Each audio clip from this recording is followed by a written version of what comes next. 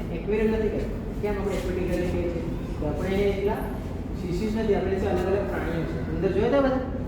જોયા છે ને? કાચમાં જોયા છે રેપ્ટાઇલ? અને ઉપર આવશે પેંગ્વિન્સ, બરાબર ને? એટલે અલગ અલગ પ્રાણીઓ છે, એના આપણે એક્વેટિક ગેલેરી કહીએ છીએ, આપણે એક્વેરિયમ નથી કહેતા. આપણી ગેલેરીનું સ્ટ્રક્ચર શેલ ટાઈપ બનાવેલું છે, એટલે જે 16 જુલાઈ 2021 રોજ ઓપન થઈ ગયું. આ ગેલેરીમાં હાલ ટોટલ 60 લાખ લીટર પાણી છે. કેટલું? 60 લાખ લીટર. ઓકે. અને આ ગેલેરીમાં આપણે 5 ઝોનમાં ડિવાઈડ કરેલી છે. તમે સરળતાથી સમજણ પડે એમાં. તમે ઉંદર જોયા હશે, એક ઇન્ડિયન ઝોન, ત્યાં બધી ઇન્ડિયનની ફિશની સ્પીસીસ બધી જોવા મળે છે. પછી આપણે એશિયન, બધા એશિયા એટલે કે ચાઇના, મલેશિયા, જાપાન જે સામે છે બધા, ત્યાંની બધી ફિશ તમને જોવા મળે છે.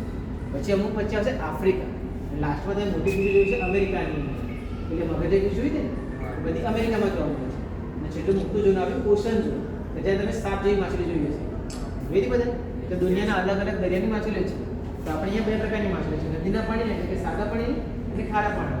બરાબર? સ્ટાર્ટિંગના તમે બધા સાદા પાણીના હતા, અને પાછળ ખારા પાણીના છે. આ એની એક્વેટિક ટનલ છે, જે એશિયાની સૌથી મોટી ટનલ છે. બરાબર? આપણે સ્ટાર્ટ કરીએ ગયા તો સૌથી પહેલું તો ઇન્ડિયન છે. એમાં ઉંદર જોયા હતા બધા? એનું નામ વાંચ્યું હતું કોઈએ? એનું નામ હતું કોઈકુ. કયું? અમેરિકન કોઈકુ. એ આમ છે અમેરિકન, પણ તે ઇન્ડિયામાં જગ્યા મોટી છે, આપણે એને ત્યાં રાખેલા છે.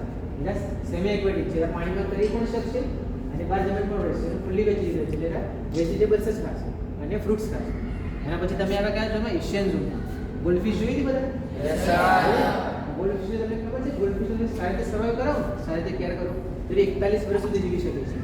એના સાથે તમે ઇન્ફ્રારેડ જે રેસ જોવો છો લાઈટ, એ આપણે જોઈ નથી શકતા, આપણે ચશ્મા પહેરવા પડે છે. પણ એ ગોલ્ડફિશ હોય એ ઇન્ફ્રારેડ રેસ ડાયરેક્ટ જોઈ શકે છે, એની આંખોમાં એટલી તાકાત રહે છે.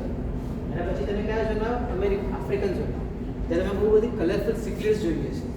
જોઈ હતી કલરફુલ માછલીઓ બધા? આફ્રિકામાં જોવા મળે. એ માછલીઓનો ખાસ શું ખાસિયત? તો પેરેટર ક્યાં બધા તમારા મમ્મી પપ્પા તમારી રખેવાળી કરે છે ને, તમને સાચવે છે, એટલે એ ફિશ શું કરશે? તો જ્યારે